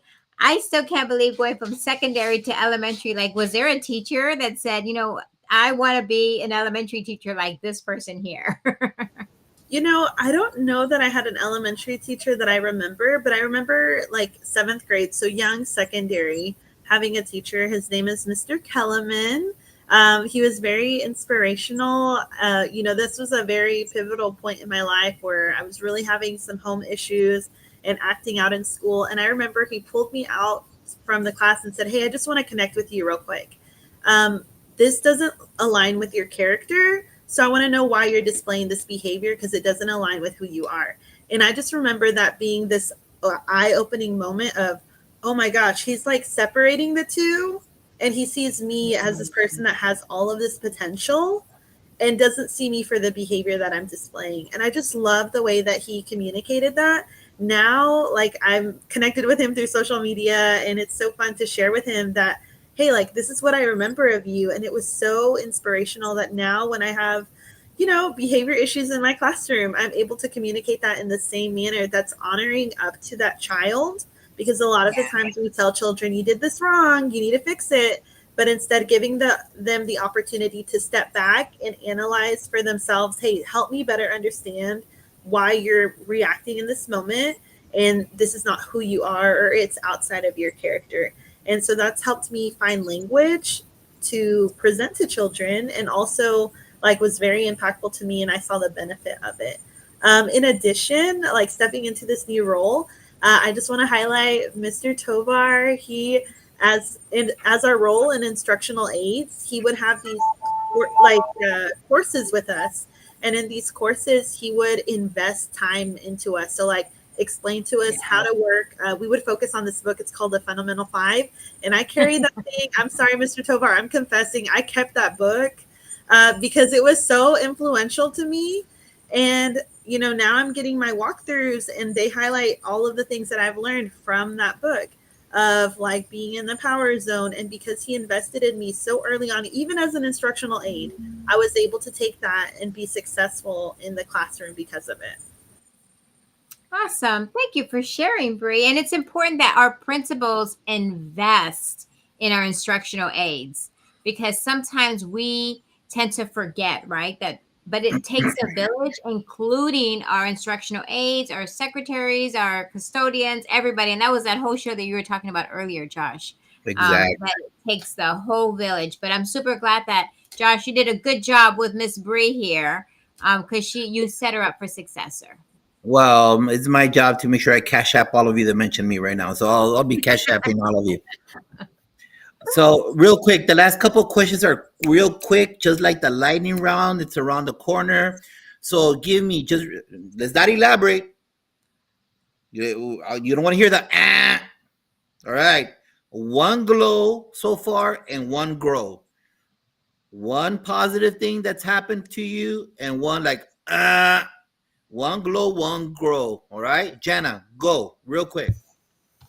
My campus received the Jostens Renaissance Culture Challenge Award, and I was so proud of them. And then the Grow, my very second day of professional development as principal, I told my entire staff that the district professional development started at 8:30. Really, it started at 8 a.m. So there's that Grow. I'm going to double check, triple check every single time from now on. People need to know that, not against you, but we're all human. We mess up. It doesn't matter. I know you said not long, but I cried the entire way there. I was so sad. All I could find was a kid's sock in the background. So I'm drying my tears with a kid's sock. So I hung that sock up on my wall in my office. So if you ever stop by, you guys come see the sock that is hanging in my office. Hey, Mari, we got to go to her school just to take a picture with the sock. I am definitely. We're going to get the address in just a few minutes. Mark, one glow, one grow. So pretty excited. We've started some leadership classes and some mentoring in the building, and it's been very successful over the past couple of weeks and getting a lot of positive feedback. Sort of similar to Jan. I think my grow area is I I sent out an email to every parent in the high school about a required vaccination that only was supposed to go to 40 parents. And so that turned into about an hour and a half of fielding phone calls and frantic emails. So I learned real fast I need to double check before I hit send and proofread and all that. So Got it. Bree, one glow, one grow. One glow is our students are required to complete 50 minutes of like math time with their computer. And this week, not 100% of my students exceeded that goal by 20 minutes. So that was a big glow for us as a group. And then a grow as a parent, I thought my kids had a cough and it turned out they had walking pneumonia. So I need to improve in that area. They're better now, but it was like, I just thought you had a cough. So yeah, my kids. I got the little. I'm worried because I got the little right now, so it's not good. Hey, Val, talk to us. Yeah, I have the same little cough right now. I keep covering my mouth trying to get rid of it. But one grow, I definitely need to be a little more assertive with some of the kids. I feel like, I let them speak Spanish with me a little bit too much, and I need to be more English speaking with them.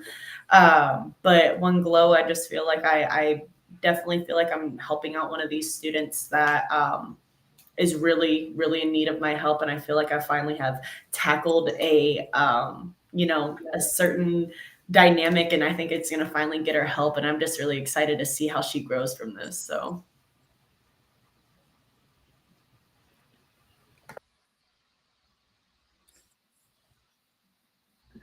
Okay.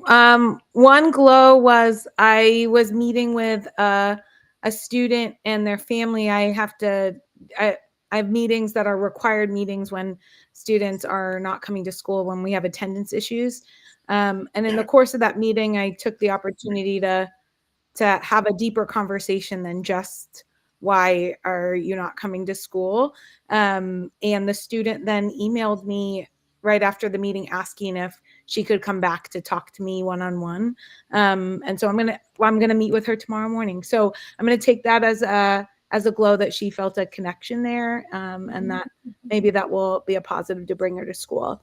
A grow, an area that I look forward to learning much more about is, some of my own areas are like understanding labor management and like classified versus certificated employees, all of those areas, and like learning how to ask my principal before I send something out, like, is this accurate also for classified staff? Those are just areas like I didn't live that experience. So I need to be better about understanding pieces, since I oversee special education and para educators in our school, and I support them in understanding their own job duties. So those are areas for sure of growth for me. I've made some mistakes in my own emails of what their requirements are, and I'm learning. Again, thank you for the transparency, all of you. Central, one glow, one grow. Glow. We have over 40% of our students are Latino in some way, shape, or form, from some come Venezuela, Panama, Cuba, wherever. And we were able to start putting up signs throughout the school for various things. So we have because I said to the staff, I said, we were a bilingual school. So we need to start acting like it. So even the people who I went to a choir concert, and the list of songs is in Spanish and in English, and it's all over our school everywhere as well. And everyone really has bought into that in a major way. So I'm really excited about that as far as a glow is concerned. Our Latino students feel seen in that regard.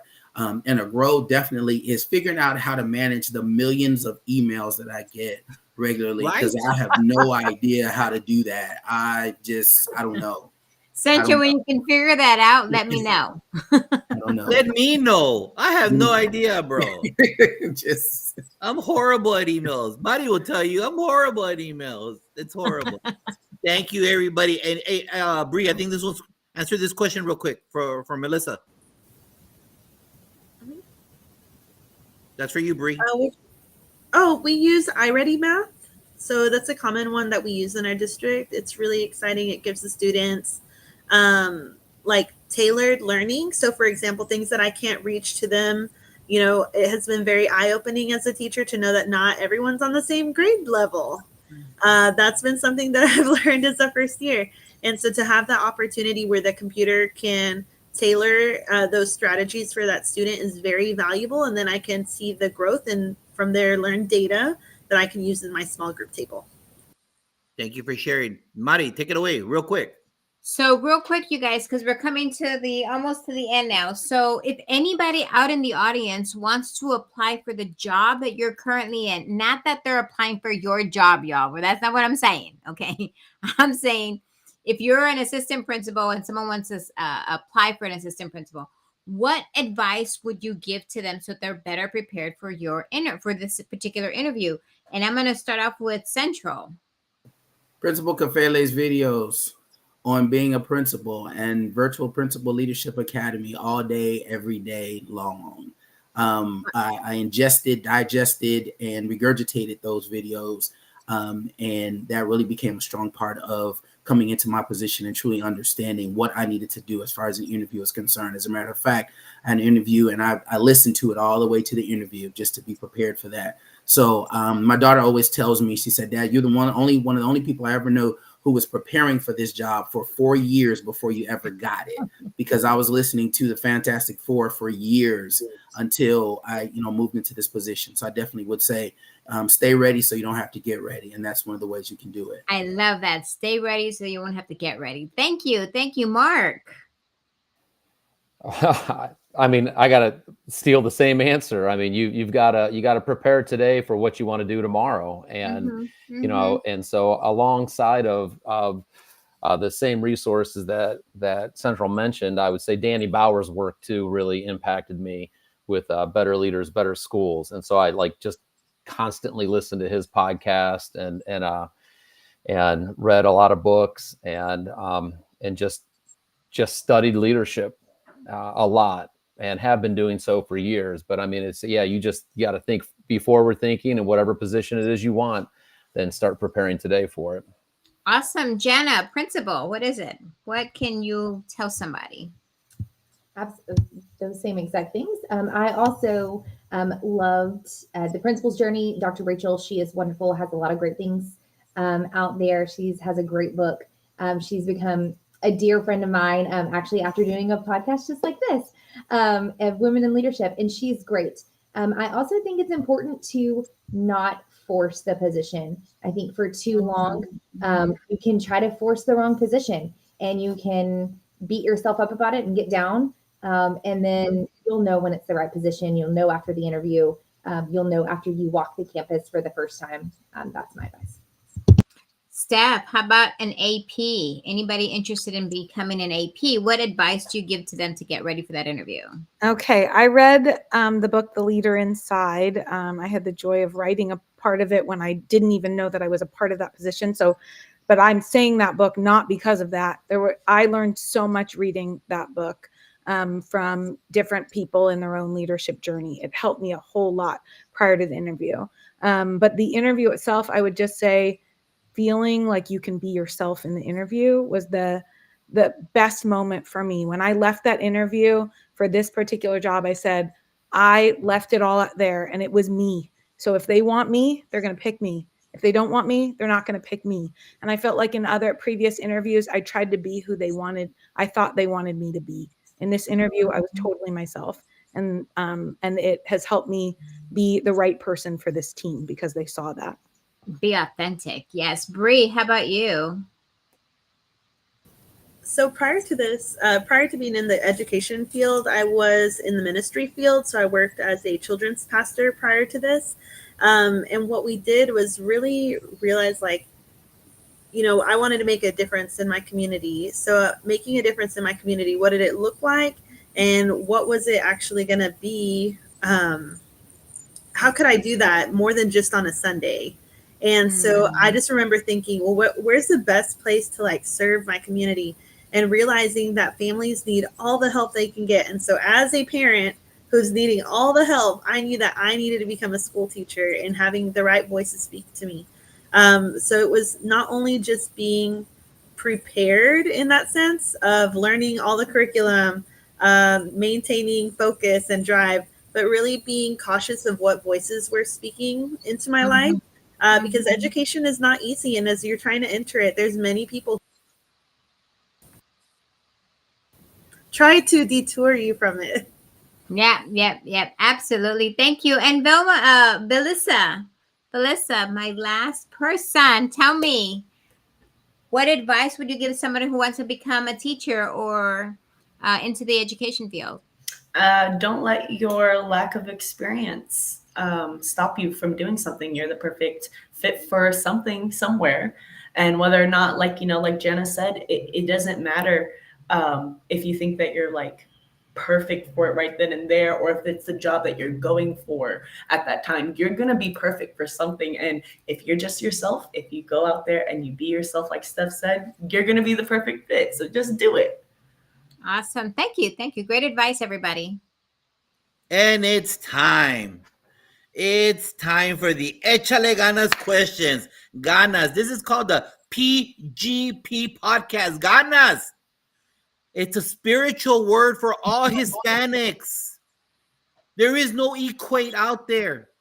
You could stand in the middle of a cafeteria like I do with El Salvadoreños, Nicaraguenses, Hondureños, Mexicanos, and everyone. When you do the key phrase, they all say ganas. There is no equate in English for it because it's a generational word. So if you ever hear a grandma tell their grandchild that, that's spiritual for us. It's a word that has power, and it doesn't matter where. We always use it. So I want you to use that right now. Quiero las ganas de ustedes. I want your drive, because tomorrow, and hopefully my throat don't give out. Hopefully it doesn't give out, because we're going to start off the week ready to rock and roll. Go inspire those educators. And we're starting with you, Mr. Mark. Here we go. Give advice to either a new teacher or administrator. So my advice is simply this. I mean, this is the most sacred of callings, and we are affecting lives for eternity. And so remember that every day when you walk in, every day that you are serving in the greatest role ever. And so there's no better profession than being an educator. And so just hold that position. It's sacred. And the classroom is sacred territory. The school is sacred territory. So, all right. Lightning round, brother. Come on. Lightning round. Read a note, an email, a text from a teacher or student that inspired you. So I actually just got an email today. And so I thought I would share this one. It's just a good reminder that your words stick. And a student sent this to a teacher, and he sent it to me. He said, Mr. Horner said something that struck with me for a while. He said, I had a smile that tends to make other people around me smile.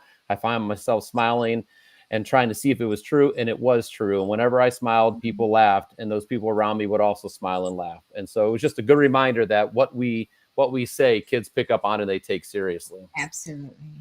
Send some flowers to a current educator that inspires you. I'm going to send it to Jeff Springer and Livia Chan, who was on here. Beautiful. Also, name someone they should follow on social media. The same two, Livia Chan and Dr. Jeff Springer. What is one song that embodies you as a person? Una canción. So there's an artist named Rhett Walker, and he's got a song that's called All Joy, No Stress. And I play it every morning on my way to school. I absolutely love it. So, what's your favorite quote? Marcus Aurelius, the tranquility that comes when you stop caring what they think, say, or do, only what you do, not to be distracted by their darkness, but to run straight for the finish line unswerving. You got to love that, Emperor. I love him. What's your favorite cheat food? Sweet. Reese's Peanut Butter Cups. I haven't heard that in a while. All right. How can people reach you, sir? The handle's on there at THS_Mr_Horner for both Instagram and X. I'm more on Instagram, not a lot on X. So you're a new principal. Reach out to that cat right there. He's living the dream like you. You're not alone. Social media. Right. Melissa, give advice to their new teacher or administrator.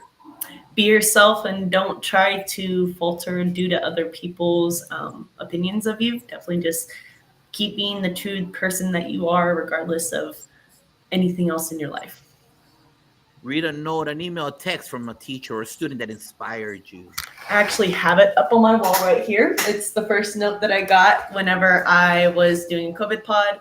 I had just done a cookie experiment with the kids because it was kind of getting bland. And I didn't think it really meant anything, but this little girl, her sister was also part of this pod, but she made her mom write this little note just for me, which I thought was really cute, all because we did this little thing. So it's always been really inspirational. But it says, Belisa, thank you for being here with us. We love you. Thank you for helping us with our schoolwork. Love, Meadow. Beautiful. Send some flowers to a current educator that inspires you. I'm going to send it to my my inspirational teacher, Mr. Charles Flores. Beautiful. Who should people follow on social media? I've been obsessed with her content lately, but her name is Hey Jenny LaRoque. LAROCQUE, and that's on Instagram and Twitter, I believe. Name one song, una canción that embodies you as a person. Kind of cheesy, but Bohemian Rhapsody, because not only is it a masterpiece, but it is also kind of all over the place, kind of like me, and it is one of my favorite songs that I grew up with. What's your favorite quote? Don't Dream It, Be It by Dr. Frankenfurter from Rocky Horror Picture Show. See, I mean, that's good. I love it. I haven't heard that in a while, but that's good. What's your favorite cheat food or sweet? Snickerdoodle cookies. Oh, how can people reach out to you, ma'am? I don't like social media a lot, but if anyone wants to reach out to me, it's at Jaleesa Villian. So Valisa Jillian, but with the J and the V.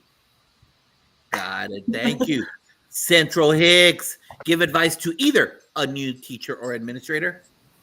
If you are a new teacher or an administrator, both, give yourself some grace. Understand that you don't know it all, and that's okay. Advice I've had to take up into personal account each and every single day, minute, hour, second. Grace. Read a note, an email, text from a teacher or student that inspired you. Actually, what came across my mind was Happy Father's Day. When I get that from my students who I've had and who are in their 30s and they're still wishing me Happy Father's Day every year, that means so much to me, because that says that the relationship that we have went far beyond just the student and teacher one. So, and I get quite a few of those regularly. Send some flowers to a current educator that inspires you. Yes, my daughter, Sion Hicks, and my son, Frederick Hicks, who are both educators and doing an amazing job building great relationships with students and carrying on the torch of their mom and I in the field of education. And I love it. Who should people follow on social media? Of course, Principal Kafele, Josh Tovar. Also follow Les Brown, Eric Thomas, and Jeffrey Canada. What's one song that embodies you? Ain't old school song. Ain't No Stopping Us Now by McFadden and Whitehead. It's real old. Okay, I'm seeing nods. Yeah. I asked my wife. She was like, "That's it. That's your song." What's your favorite quote? Live truly, speak truly, and deal truly. What's your favorite cheat food or sweet? Rap Snacks, Lil Boosie, Louisiana Heat. They're chips. Yeah, look, Josh, I'm telling you, get some. It'll change your life. Lil Boosie. All right, BOOSIE. Rap Snacks. We'll get together again. All right, yes, sir. You got to coach me on that, all right? And you got to get it from a hood grocery store. Gas station. All right, that's where the good food is. That's where the good food is. How can people reach you? Of course, at Principal Hicks 3 on X and Central Hicks on Facebook, and I think that's my Instagram as well. Beautiful. Bree, give advice to either a new teacher or administrator. Ask lots of questions. I think a lot of the times we're afraid and kind of stay in our own silo. So I would just say, ask all of the questions, bug people, annoy them, give them thank you notes when they answer your questions. Awesome. Read a note, an email, a text from a teacher or student that inspired you. Thank you for sharing your smile with me. It was just like a little note from our students. Perfect. What's one? Send some flowers to a current educator that inspires you. I would send it to my son's teacher who motivated me to become an educator. He had 2 teachers at the time, Mr. Ortiz and Miss Merriweather. They were very inspirational in me starting this journey.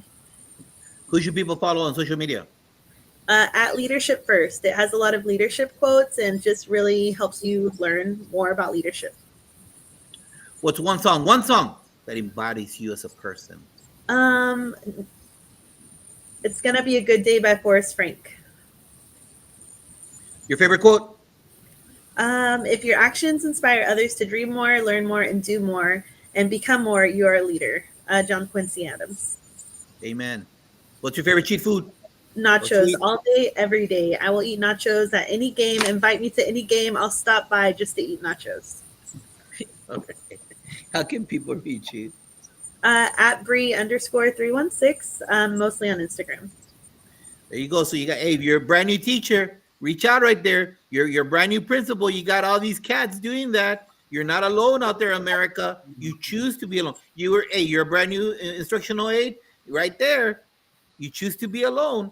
Here we go, Steph. Give advice to either a new teacher or administrator. Mine builds on Bree's. It was about questions, but I think that there's a power to being new. So it lets you come from a really authentic, curious place when you're asking those questions to better understand your staff, students, and community. Read a note, an email, a text from a teacher, student that inspired you. In my first 7 years of teaching, I taught all seniors, and I was 21, 22, teaching 18-year-olds. And I got a note from one of the students that was across the hall when I was a student teacher. He was in my class in 2018. So my maiden name, hey, Ms. Lippman, I found you through Mr. P, my master teacher, on Facebook. He's now a teacher. I'm substitute teaching in your old classroom. And he sent me a picture. And he said, I just wanted you to know, ask if you remember me, and it made me think of you. And so now he's a leadership teacher there, all these pieces. It's been great to stay connected. He has 3 kids. It's cool. So. Very nice. That's Cute. amazing. Send some flowers to a current educator that inspires you. Okay, my bestie, my like ed tech bestie forever, and who you should follow so we don't have to go there. Bonnie Chalette, she's the director of technology for the state of Louisiana, and we've grown together in our own leadership journeys. She's amazing. She's All at right. Bonnie Chalette on socials. Say it again. I stepped on you. At Bonnie Chalette with CHELETTE. All right. What is one song that embodies you as a person? Oh, okay. After seeing the movie Zootopia with my 3 children, that Shakira song, Try Everything, I play when I need motivation all the time. I do it with students, so I put that one on and dance often. Your favorite quote? Ruth Bader Ginsburg, fight for things that you care about, but do it in a way that will lead others to join you. Your favorite cheat food? I love peanut butter frozen yogurt, specifically at a place that was in Southern California that no longer exists. Oh, that's horrible. How I can know. people reach you? I have it on here at Steph Roth EDU, and that's on all of the things, Instagram, X, all the places. All right, close us out, Ms. Jana. Here we go. Give advice to either a teacher or a new administrator. Get a coach, get a mentor outside of your organization, outside of your ISD. Get a coach, get a mentor. Shout out to Dr. David Ancibia, my wonderful mentor outside my organization. Read a note, an email, a text from a teacher or student that inspired you. Oh, yes. Mine is going to be a parent randomly on social media posted this lovely photo of me with a Hulk hand and said, Dear Boyd ISD, thank you for giving us a principal that our kids and staff deserve. Since my oldest child has started kindergarten, he has had 5, I've lost count, principals at the elementary school. This year is the first year where I truly feel seen, loved, and welcomed by the principal. She is leading an amazing staff that fuels kids' spirits when I am not with them, and also setting a great example to kids that fun and laughter is the best medicine. My kids look forward to seeing her daily, and they know who she is. She has even made me feel so seen. Don't let her go. You have an amazing one and this beautiful soul. Woo! Eso! Send some flowers to a current educator that inspires you. Oh, AP at Boyd Elementary, Courtney Bryan, doing the most. She's wonderful. All right, who should people follow on social media? Follow the principal journey. A lot of you, Central Hicks, you and we're like the same person. I feel like you and I follow all the same people, all of those people. But to add one, the principal journey, wonderful. What is one song, una canción that embodies you as a person? I asked my husband this earlier, and so he said this girl is on fire. And now I can't get out of my head. So I guess that's it. That's my theme song. This girl is on fire. Yeah. Your favorite quote? Nothing is impossible. The word itself says I'm possible. Audrey Hepburn. Love it. Your favorite cheat food? Breakfast queso. Ah, Yeah, I love it. queso in the morning. It's just amazing. How can people reach you, young lady? Follow me on Instagram at principal__Clark. Awesome. Round table. Thank you for being here tonight, dropping the knowledge for people that want to aspire to your chair, to your place, or looking to it, or wanting to connect with someone that's traveling the same journey as you. We're about to end. Don't get off the call yet. We'll stick on till we close off. Hey, everybody, thank you for joining. If you're watching this in a rebroadcast, like it and share it. Tag other people. There's a ton of knowledge here, experiences, living experience that you can use walking in those shoes. And don't forget to join us the next 2 weeks. The next 2 weeks, we're going to have the authors of Grow Your Why. We're going to be here for the next 2 weeks talking about the different authors and chapters, thanks to that beautiful lady, Barbara Bray. And then after that, we're going to have Dr. Zandra Jo Galvan, Superintendent of California. If you don't know who she is, you're really not on social media. That lady is splattered all over. She's a hardcore educator with a big corazon. So join us the next couple of weeks. A lot of beautiful things going on, and it cannot go without people such as the ones here on this call. Thank you from Ohio. Thank you from California. Thank you from Texas. You all are awesome, and I want you to have the best week ever coming up. Thank you. Thank you for joining us tonight. Say goodbye, everybody.